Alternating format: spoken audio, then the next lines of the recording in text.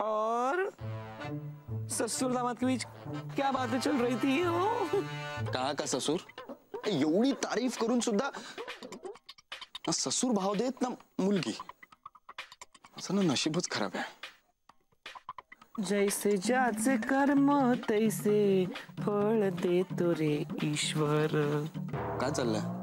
काय काय काय चाललंय की मग तुझं? हे बघ, तुझी कर्मच ना कारणीभूत आहेत या सगळ्याला. आय नो, आणि त्याचाच पश्चाताप होतोय मला.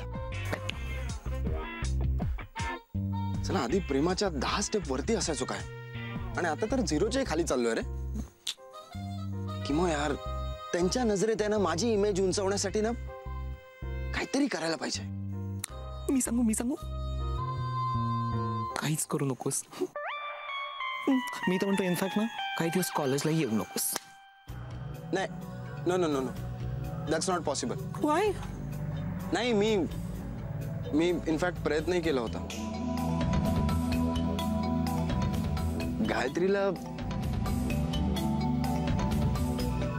गायत्रीचा चेहरा जर बघितला नाही ना तर असा दिवस पूर्ण झाल्यासारखा वाटतच नाही यार.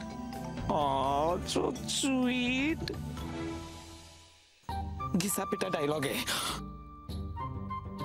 पर सही भी है. म्हणजे कसं आहे ना, प्रेमात पडल्यानंतर सगळे डायलॉग चांगलेच वाटायला लागतात. एग्जैक्टली.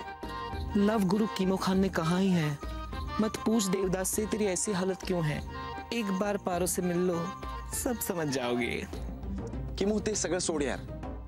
मला एक सांग, आपण असं काय करायला पाहिजे ज्यामुळे कीर्तनींना असं ना अचानक मी आवडायला लागेल.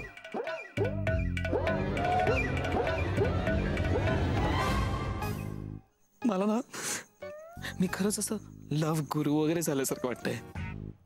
नमस्कार दोस्तों, आप सुन रहे हैं लव गुरु.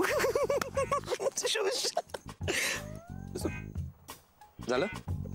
हे बघ, एक गोष्ट नक्की आहे की गायत्री सतत कीर्तनांच्या दराऱ्याखाली असते, बरोबर? प्रेमाचा दरारा. हा, म्हणजे काय, गायत्रीला कीर्तने आवडतात. एक्झॅक्टली.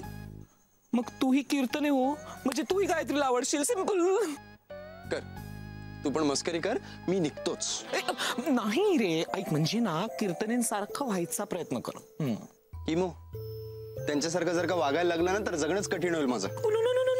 उलट मी तर म्हणतो सोपं होईल. आय टेल यू व्हाय.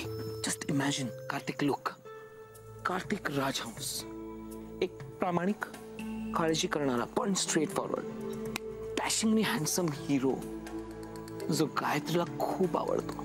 म्हणजे बघ ना, वरकरणी तसा एकदम कडक वगैरे, पण आतनं तेवढा सॉफ्ट, जस्ट लाईक शहाळ. आय टेल यू, शहाळ. माय गॉड, आय लव्ह शहाळ. आणि वाघ कसा असा शांत असतो, पण त्याचा दरारा तेवढाच मोठा असतो.